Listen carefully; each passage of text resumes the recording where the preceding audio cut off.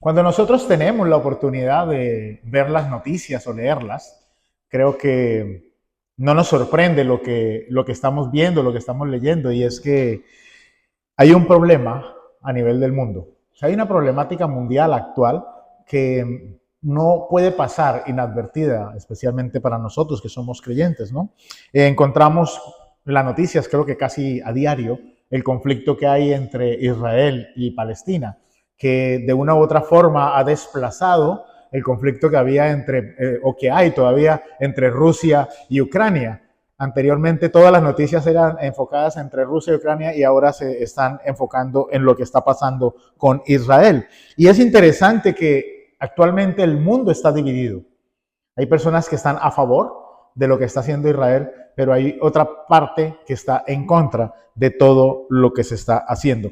Y cuando uno lee las noticias, nos puede llevar a pensar que estamos muy, muy cerca de quizás enfrentar una tercera guerra mundial, porque son demasiados los países que están en muchos conflictos. Por ahí ahora está también Venezuela en conflictos, bueno, siempre ha estado en conflictos con Estados Unidos, pero ahora se han como incrementado la tirantez de un lado y del otro. Entonces, a nivel del mundo, hay una situación bastante difícil.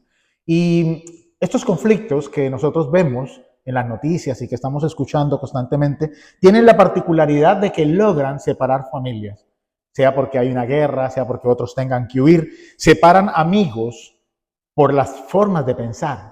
O sea, yo en mi país, por la política, conozco familias de carne y sangre que se encuentran ahora mismo separadas y divididas porque unos están a favor del presidente y otros en contra, perdón, del presidente. Y estos conflictos también tienen el poder de separar naciones. Naciones que estaban unidas y que ahora, por causa de conflicto y que están tomando parte de un lado o del otro, se están también separando. La pregunta que me surgía preparando este sermón era, ¿hay esperanza para este mundo? Los países están buscando soluciones, están diseñando iniciativas a nivel social, están trabajando arduamente para firmar tratados de paz. Pero la verdad es que ninguna de las alternativas que ellos están dando son suficientes para resolver la situación y el conflicto que tenemos en el mundo. Y cuando nosotros leemos la Biblia nos damos cuenta que obviamente esto no es nuevo. O sea, esto de los conflictos es algo que siempre ha existido y que siempre va a seguir existiendo. Es un patrón y por eso hemos decidido o hemos creído conveniente hacer una pausa en nuestra serie sobre las disciplinas espirituales y hablar precisamente sobre el tema de las divisiones y su problemática a la luz de la palabra de Dios. Y lo vamos a hacer a la luz de la carta de Efesios, especialmente y particularmente en el capítulo 3. Lo primero que nosotros tenemos que entender es que hay un problema. Y no es que haya un problema ahora, sino que hay un problema que viene, yo diría, desde la época de la creación. Bueno, no la creación, desde la caída más bien, porque en la creación estaba todo perfecto. Desde la caída empezó a haber un problema y el problema es el asunto de las divisiones. En el libro de Efesios, en la carta de Efesios, Pablo nos está mostrando que el problema fundamental de la humanidad es que nosotros vivimos como huérfanos, prefiriendo vivir de esa manera, perdiendo de vista de que no somos huérfanos, sino de que hemos sido creados por Dios con la necesidad de ser hijos. Dios ha puesto en nosotros ese deseo de ser hijos. Por eso, nosotros en el capítulo 1 de la carta de Efesios, versículos 4 y 5, si usted tiene una Biblia me puede acompañar, leemos Efesios 1, 4, 5. Dios nos escogió en Él antes de la fundación del mundo para que fuéramos santos y sin mancha delante de Él. Y en amor nos predestinó para adopción, como hijos para sí, mediante Jesucristo, conforme al beneplácito de su voluntad. Y luego en el capítulo 2 describe magistralmente cuál era nuestra situación. Y Pablo dice, estábamos muertos, y por naturaleza éramos hijos de ira. Hermanos, vivíamos sin esperanza y sin Dios en este mundo. Así estábamos antes de que Cristo nos llamara. Cuando nosotros no entendemos ni conocemos el amor de Dios, ese amor derramado por nosotros, lo que Cristo hizo en la cruz, esa manifestación, la manifestación más grande del amor que puede haber existido aquí en la tierra, cuando nosotros no lo entendemos, entonces vivimos sin identidad.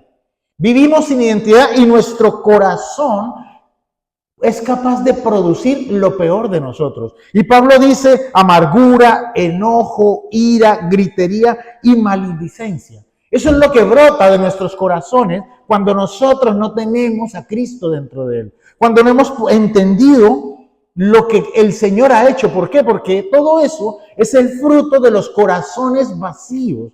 Y se supone que nuestros corazones no están vacíos. Porque cuando tenemos corazones vacíos, nosotros necesitamos llenarlos y entonces lo llenamos de las cosas que no convienen. Como dice Pablo, fornicación, inmundicias, inclusive la avaricia. Eso es lo que hacemos cuando nosotros no entendemos lo que Dios ha hecho en nuestras vidas. Agustín de Hipona dice lo siguiente: de modo que no ames lo que no debe ser amado, o dejes de amar lo que debe ser amado, o tengas un amor mayor por lo que debe ser amado menos. En otras palabras, lo que Agustín está diciendo es que nosotros los seres humanos necesitamos amar cosas. Hemos sido diseñados por Dios para amar, para dar amor, pero necesitamos enfocar y dirigir ese amor en las cosas correctas. Debemos amar lo que debemos amar y amar menos lo que no debemos amar. Desafortunadamente, esta es una realidad que ha golpeado también a la iglesia. Y la iglesia tiene un problema de amor, tiene un problema de enfoque de amor. Y es por eso que nosotros vemos matrimonios en conflictos que están al borde de un divorcio, sencillamente porque no hay un entendimiento de que el matrimonio no se trata de nosotros. Nosotros en nuestro egoísmo pensamos que se trata de nosotros. Y cuando la otra persona hace algo que a nosotros no nos gusta, entonces nos enojamos porque pensamos que se trata de nosotros. Pero el matrimonio no se trata de nosotros. El matrimonio se trata de glorificar a Dios. Vemos a jóvenes que están atrapados en adicciones. ¿Por qué están atrapados en las adicciones? Porque están buscando llenar su corazón de otras cosas. Están llenando, buscar sus necesidades, suplir sus necesidades en otras cosas que no es Dios. Y entonces cuando encuentran algo, se dan cuenta que lo que encuentran jamás los va a llenar. No los satisface. Y por eso las personas que están en drogas necesitan consumir más y más y más y más y nunca están satisfechos. Aquellos que encuentran su amor en las cosas materiales quieren comprar más cosas y necesitan tener más cosas y más y más y más porque jamás se van a satisfacer. Jamás. Vemos familias divididas por rencores del pasado. Problemas que llevan años y años y años que no se han podido resolver. Y viven con amargura y rencores en su corazón por mucho tiempo, muchísimo tiempo. En la iglesia, hermanos en la fe que han cometido errores en el pasado y todavía, después de 10, 15, 20 años, se siguen culpando por lo que hicieron, olvidándose de que esos pecados han sido perdonados en la cruz. Lo que nosotros hicimos no nos puede identificar, no puede crear una identidad en nuestras vidas. Nosotros somos identificados por lo que Cristo dice que nosotros somos. Somos sus hijos, hemos sido perdonados, hemos sido escogidos, hemos sido llamados a su familia, hemos sido adoptados por Él. Pero muchas personas todavía siguen viviendo en lo que habían hecho. También tenemos personas solas en la iglesia, personas que se encuentran solas anhelando tener una familia. Y Dios ya les ha dado una familia, nosotros, pero nosotros vivimos tan ensimismados que nos olvidamos de esas personas que no tienen ni siquiera con quién pasar la Navidad, con quién celebrar su cumpleaños, qué hacer después del domingo. Nosotros, la iglesia, somos los llamados a suplir todas esas necesidades. Pablo nos enseña que cuando nuestras relaciones se fracturan, no es por falta de comunicación. Cuando hay divisiones en nuestros equipos, no es un problema de estructura o porque se definen mal los objetivos. Cuando hay en el ministerio, especialmente las personas que tenemos un ministerio, que servimos al Señor, cuando nos sentimos como un desierto, no es un problema de motivación. La realidad es que nuestros problemas se pueden resumir en algo, y es la falta de amor. Falta de amor. Un pastor se encuentra desmotivado porque no ama lo que hace. Una persona que dirige el grupo de alabanza o tiene un ministerio de niños, de hombres, se encuentra desmotivado porque no ama lo que hace. No ha entendido la responsabilidad que Dios nos ha dado. No ha entendido que nosotros lo que hacemos es mínimo comparado con lo que Cristo hizo ya por nosotros. Y que cualquier cosa que nosotros hagamos es insignificante comparado con lo que Dios nos dio.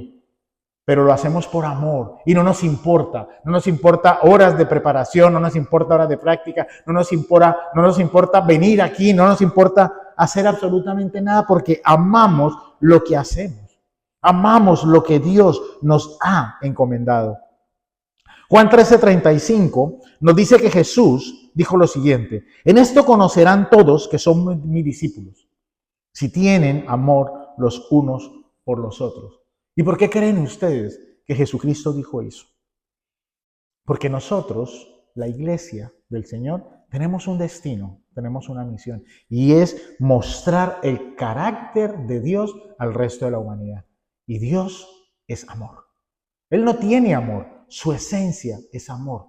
Todo lo que Él es amor. Lo que brota de Él es amor. Nuestra responsabilidad como iglesia es mostrarle al mundo que el amor es la esencia de la comunidad en la cual nosotros estamos habitando. El amor de Dios se caracteriza por ser incondicional. Incondicional. Dios nos amó a nosotros y Él no esperaba que nosotros le correspondiéramos. Cuando nosotros hacemos algo en amor, no podemos esperar que las otras personas nos respondan mal. Y a veces fallamos y eso nos decepciona y nos frustra porque cuando nosotros hacemos algo, nosotros esperamos que las personas nos correspondan, que mínimo nos digan gracias.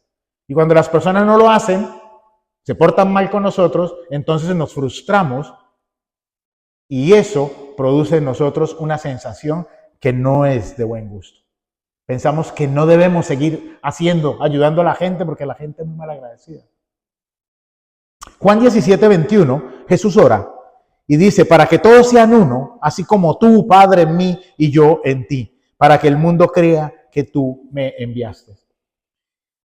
Nosotros como iglesia tenemos una misión, una meta, y está en Deuteronomio 6, amar a Dios con todo nuestro corazón, con toda nuestra mente y con todas nuestras fuerzas. Y por eso Jesús, cuando dice que la ley y los profetas se resumen, habla precisamente del amor, primeramente a Dios, pero luego dice que debemos amar también a nuestro prójimo. Entonces podemos deducir que la manera en la que Dios aborda el problema del mundo, el problema de las divisiones, todo el problema de las guerras, todo lo que está pasando es a través de nosotros, de la comunidad. Porque a través de nosotros, la iglesia, es donde el amor de Dios se debe encarnar y se debe vivir. Dios nos está perfeccionando en amor y está usando a cada uno de nuestros hermanos para perfeccionar en ese amor en nosotros. Y muchas veces en algunas iglesias, gracias a Dios en nuestra iglesia no pasa, pero en algunas iglesias, por ejemplo, las personas discapacitadas o las personas que ya están mayores, no son tomadas en cuenta absolutamente para nada, porque para ellos no aportan nada a la iglesia. Pero la realidad es que para nosotros, las personas mayores, las personas que tengan una discapacidad, son piezas fundamentales en nuestra iglesia. ¿Por qué? Porque esas personas nos están enseñando a amar genuinamente, porque nosotros no podemos esperar que ellos nos devuelvan su amor.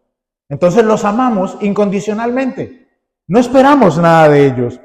Cuando nosotros vemos hermanos en la fe que están padeciendo una enfermedad crónica, donde llevan por muchos años mucho dolor, es la forma en la que Dios nos está mostrando a través de ellos que nosotros debemos depender de Dios cada día, porque no estamos exentos de que también nos pase a nosotros. Y eso nos lleva a nosotros a mostrarles amor y a mostrarles también a ellos misericordia y animarlos, diciéndoles que Dios tiene el control de todas las cosas.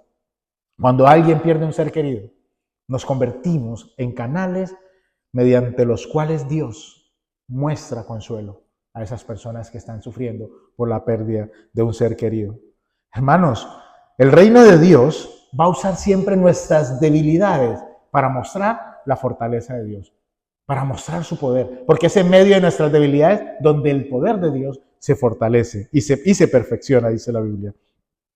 Es muy interesante que Pablo menciona que nuestra manera de vivir es un testimonio no solo al mundo terrenal, sino también a todo el ambiente espiritual que está alrededor de nosotros. En Efesios capítulo 3, versículo 10, Pablo dice, para que la multiforme sabiduría de Dios sea ahora dada a conocer por medio de la iglesia, por medio de nosotros, a los principados y potestades en los lugares celestiales. El teólogo británico Bruce Longenecker nos ayuda a entender este pasaje y él dice que la etimología de esta palabra tiene que ver con acaparadores del cosmos que operan agarrando egoístamente porciones del mundo de Dios. Y esto es muy interesante porque a nosotros Dios nos mostró su amor con el sacrificio de Cristo, pero nos pide a nosotros como iglesia que amemos a las personas de la misma manera en que Cristo nos amó a nosotros, o sea, sacrificialmente, reconociendo que no se trata de nosotros. Todas las cosas que nosotros hacemos, las hacemos para Dios. Todo lo que nosotros hacemos para ayudar a una persona no lo hacemos para ser vistos, por eso nosotros no hacemos videos, no colgamos cosas en internet, para que la gente vea cuán generosos somos. Nosotros lo hacemos porque con nuestra actitud agradamos a Dios. Y cuando alguien nos pregunta, ¿y esto quién lo mandó? El Señor. Esto es de parte del Señor. El Señor me ha movido a hacer esto o a hacer esto otro por usted. Porque esa es la razón en la que nosotros podemos ver que nuestras personas no son nuestros enemigos. Cuando nosotros vemos y reconocemos el amor de Dios y que se trata del amor de Dios, entonces eso nos permite vivir en comunidad. Nos permite vivir en comunidad a pesar de nuestras diferencias. A pesar de ser diferentes, de diferentes países, podemos compartir la comunión de Dios. Podemos ver en este lugar personas que quizás tienen más cosas materiales o quizás menos, son más ricos o menos ricos, pero todos podemos compartir juntos. Podemos servir a otros, y cuando servimos a otros, no estamos mirando a las personas por debajo de nuestro hombro. Quizás los hermanos que sirven pueden tener más cosas materiales que nosotros. Sí, pero no nos miran como que si fueran más que nosotros. Al contrario, se hacen siervos de nosotros. Porque eso es lo que nos llama la Biblia. Nosotros tenemos que tener un concepto de nosotros verdadero. Y la Biblia dice que debemos ver a los demás como superiores a nosotros. Y eso es lo que hacemos cuando nosotros servimos. Dios y su amor nos permite vivir de una forma diferente. Y de esa forma diferente le estamos mostrando a todo el universo, aquí en la tierra y en los cielos, que hay un camino poderoso que se llama el amor de Dios. El amor de Dios. Y si el principal problema de la humanidad es la falta de amor, entonces ¿cómo se puede resolver? Y esto nos conecta con el segundo punto. Acompáñame en su Biblia, Efesios 3, 14, 21. Bueno, vamos a leer hasta el 19, 14 y 19. Efesios 3, 14 y 19.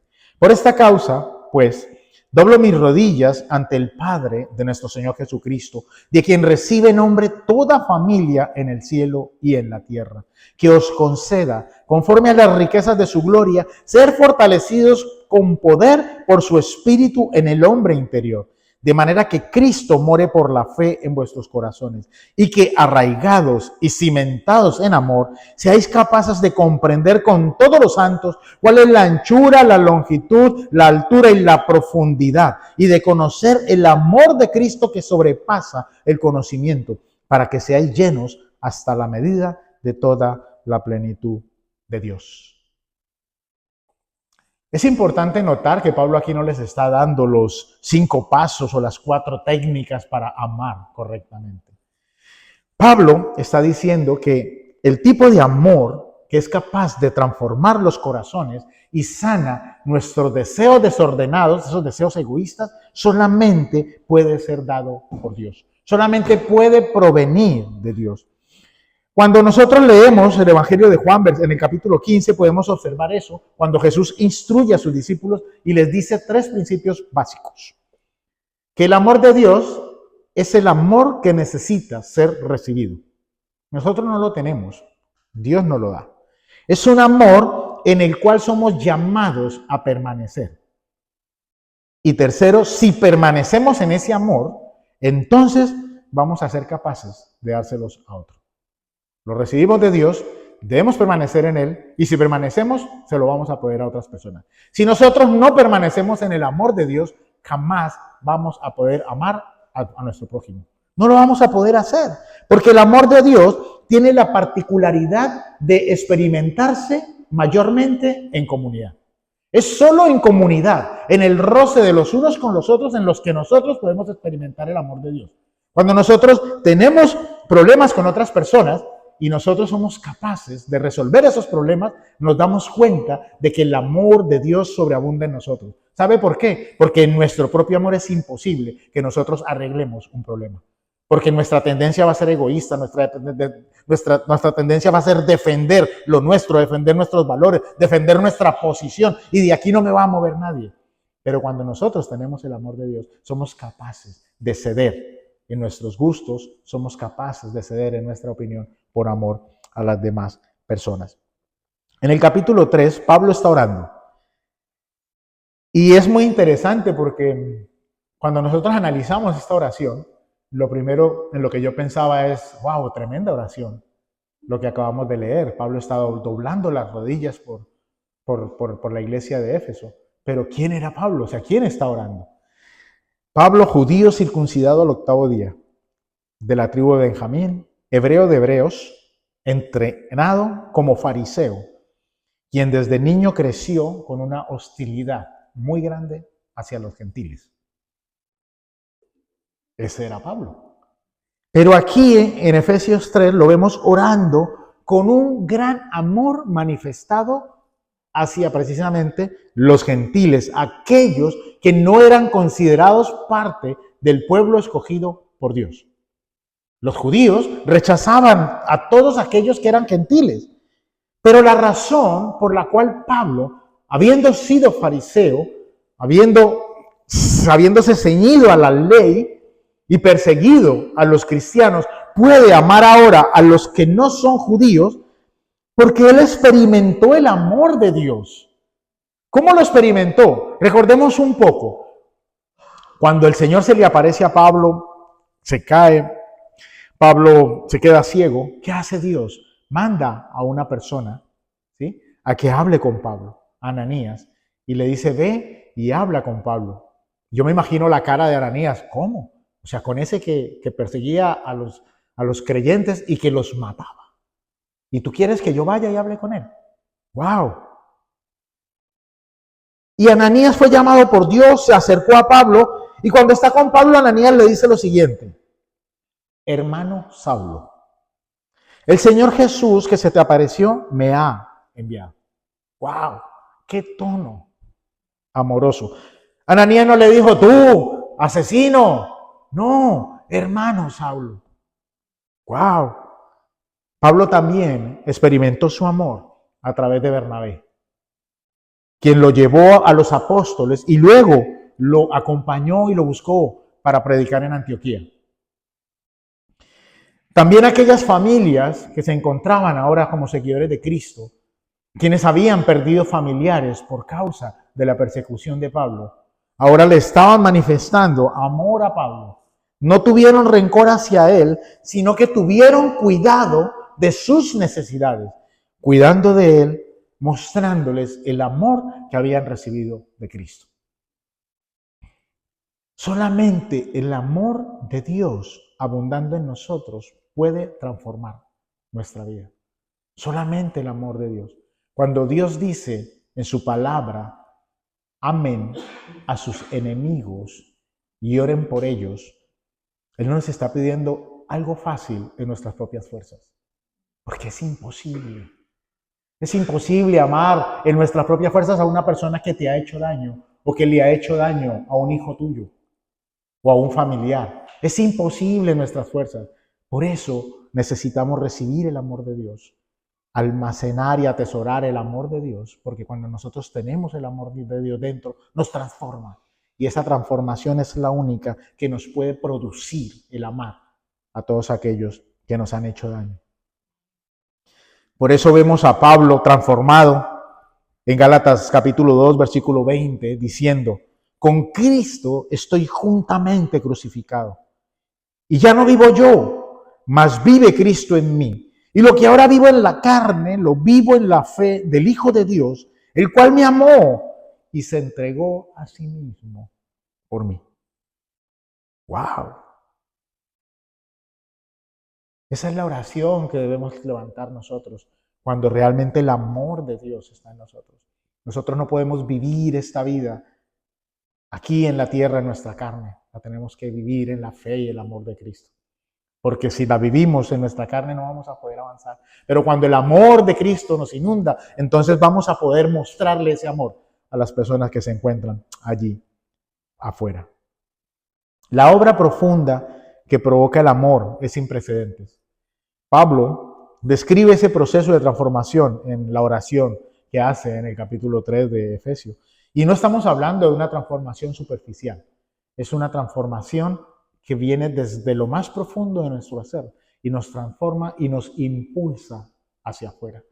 Nos transforma dentro, pero luego esa transformación se debe evidenciar en las obras que nosotros hacemos.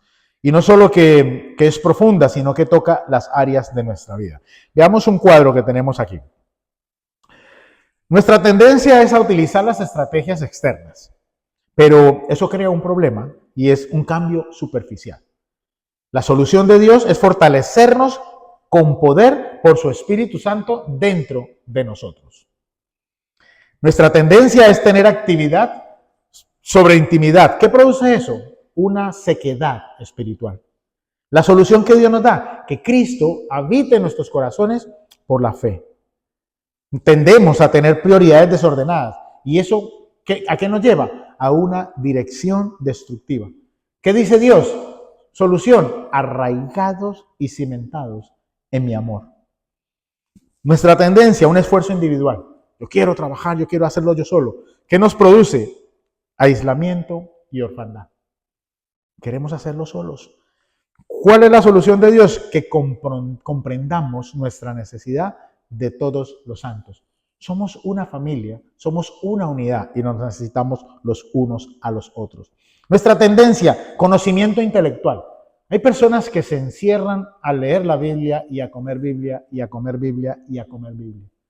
Pero el problema es que solo produce un conocimiento mental. Un conocimiento mental.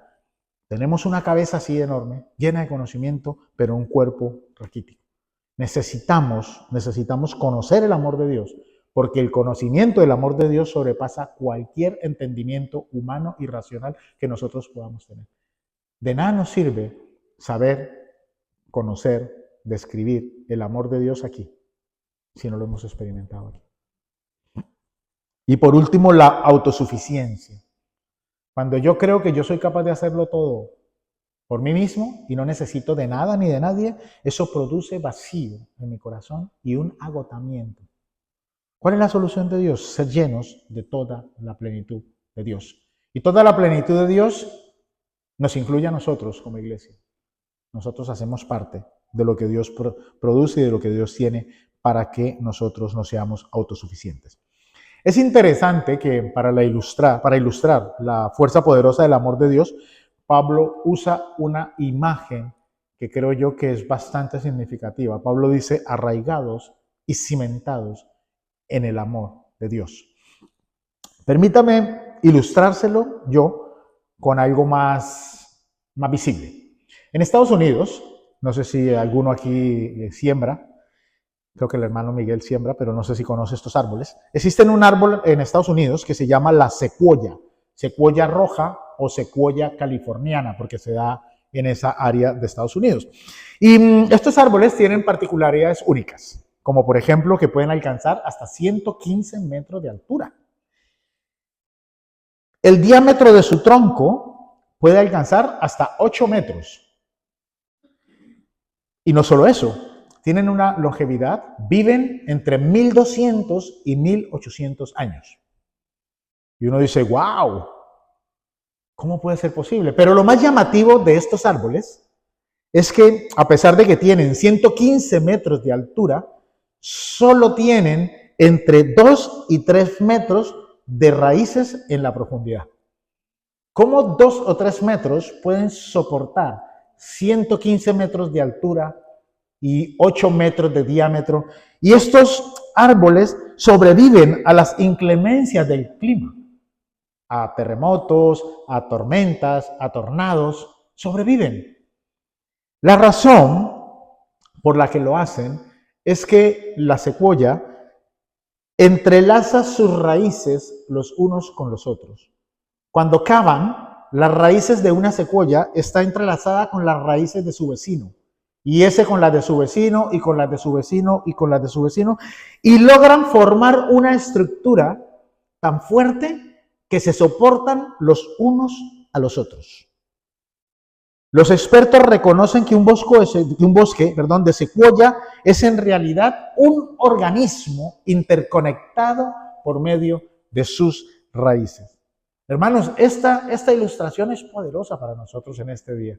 Poderosa porque de esa misma manera en que estos árboles se entrelazan, es la manera en que Dios quiere que la iglesia se entrelace para que se sostenga firme ante las adversidades. Pero nosotros intentamos siempre ser individuales, ser llaneros solitarios y no queremos juntarnos con más gente. Queremos vivir solos, pero necesitamos juntarnos para poder mantenernos firmes, porque hemos sido plantados, hemos sido atraídos a esta ciudad, a esta iglesia con un propósito, y es para que seamos una comunidad. Somos una familia. Y estar entrelazados en el amor de Cristo solamente nos va a permitir ser una iglesia fuerte. Si nosotros no estamos entrelazados en el amor de Cristo, va a ser imposible que nosotros podamos convivir. ¿Cuántas nacionalidades hay ahora mismo? Tenemos República Dominicana, Ecuador, Colombia, alguien que no sea de Japón, alguien que no sea de Ecuador, de Colombia. Aquí ahora mismo tenemos 4 nacionalidades. O sea, ¿cómo puede ser posible que podamos vivir 4 nacionalidades y nos amemos en la forma en la que nos amamos? Que nos podamos ayudar los unos a los otros, que estemos pendientes de nuestras necesidades. ¿Cómo podemos hacerlo? Solamente porque el amor de Cristo nos ha unido. Y eso es fuerte, es capaz de derribar las barreras, todas las barreras culturales, barreras nacionales, derriba el orgullo, nos permite mostrarnos vulnerables en los tiempos de oración, diciéndole a las personas, hermanos, oren por mí, porque siento que voy a tirar la toalla. Yo oraba, le pedí a los hermanos, no sé si era este miércoles o el anterior, oren por mí, hermanos, porque estoy a punto de tirar la toalla. Tengo tantas cosas en la cabeza que ya no puedo más, humanamente no puedo más, pero luego viene el amor de Dios, te fortalece y te das cuenta que no es con nuestras fuerzas, sino que es con las fuerzas del Espíritu Santo de Dios. Y entonces te levantas y decides continuar a pesar de las adversidades. Solamente el amor de Dios nos permite hablar sobre nuestros desafíos, sobre nuestras necesidades, para que otros miembros que puedan nos ayuden orando y en ocasiones también poniendo su granito de arena para suplir nuestras necesidades. Y a mí me encanta la predicación de hoy porque Pablo en el capítulo 3 de Efesios concluye con una doxología que a mí personalmente me revela cómo Dios actúa. Y Pablo dice al final del capítulo 3, y aquel que es poderoso para hacer todas las cosas mucho más abundante de lo que pedimos o entendemos, según el poder que actúa en nosotros, a él sea la gloria en la iglesia, en Cristo Jesús, por todas las edades, por los siglos de los siglos. Amén. Necesitamos como iglesia arraigarnos y cimentarnos en el amor de Dios. En el amor de Dios. No en lo que nosotros pensamos, no, en el amor de Dios. Porque cuando como iglesia nos cimentamos en el amor de Dios, vamos a poder crecer y llegaremos hasta la estatura del varón perfecto, que es Cristo Jesús. Debemos convertirnos en una comunidad que ha sido transformada por el amor de Dios para poder impactar las familias que se encuentran allá afuera. Necesitamos impactar nuestras familias, necesitamos impactar a nuestros vecinos, al conductor del autobús, a todas las personas que nos rodean en la forma en la que nosotros nos conducimos. Necesitamos impactar, mostrar el amor de Dios en cada una de las cosas que nosotros hacemos. Y permítame terminar este sermón con 3 realidades que yo estoy seguro que van a ser muy útiles para cada uno de nosotros para el resto de nuestra vida. El poder de Dios excede nuestra imaginación. Quizás usted piensa que el poder de Dios es limitado, pero no. El poder de Dios es ilimitado. Nuestros planes estratégicos, programas, nuestros mejores métodos, cualquier cosa que nosotros hagamos, son limitados. Pero el poder de Dios está por encima de lo que nosotros podamos pedir o de lo que podamos pensar. Porque ¿a cuántos de nosotros hemos anhelado algo en nuestro corazón y Dios nos ha sorprendido con cosas más grandes? La segunda realidad es que el poder de Dios obra dentro de nosotros. Dios nos está transformando. Dios nos está transformando. Sí, es un proceso, sí, pero cada día debe haber más de Dios en nosotros que ayer. Más. Yo esta semana escuchaba un fragmento de una predicación que hablaba sobre saber si he nacido de nuevo o no he nacido de nuevo. Y el predicador precisamente hablaba acerca del amor. Examina el amor de Cristo. Porque el Señor dice que los que tenemos amor somos de Él. Que si nosotros permanecemos en Él, vamos a poder hacer una cosa u otra cosa. Entonces nos debemos examinar, porque si dentro de nosotros no hay un poder que nos está impulsando a amar, a mejorar y a hacer las cosas para glorificar a Dios, entonces debemos evaluar nuestro nacimiento. Y por último, la gloria viene a través de la iglesia. Usted y yo somos la iglesia de Dios. Somos la iglesia de Dios. Pablo dice, a Él sea la gloria en la iglesia, en Cristo Jesús. Esta familia desordenada a veces, y me incluyo, desordenados a veces, pecadores, es el instrumento que Dios está utilizando, no es el que va a usar, está utilizando para mostrar su amor y restaurar todo aquello que se ha quebrado y quebrantado en nosotros y en las personas que nos rodean. Somos nosotros, pero el objetivo es la gloria de Dios. La gloria de Dios, no nosotros, la gloria de Dios. Hermanos, mi oración en esta tarde es que el amor de Cristo sobreabunde en nosotros. Sobreabunde en nosotros. Y cuando yo leo sobreabundar, siempre tengo esa imagen de rebosar, de ese vaso que estoy sirviéndome agua y se me va la cabeza y se me olvido y empieza a salir, a salir, a salir. O sea, para mí, cuando yo hablo de sobreabundar, es rebosar, que el amor de Dios salga de nosotros, que nos llenemos de tal manera que ya no lo podamos contener en nosotros y que tenga que salir hacia otras personas, porque es la única manera en que nosotros vamos a poder glorificar su santo nombre. Vamos a orar.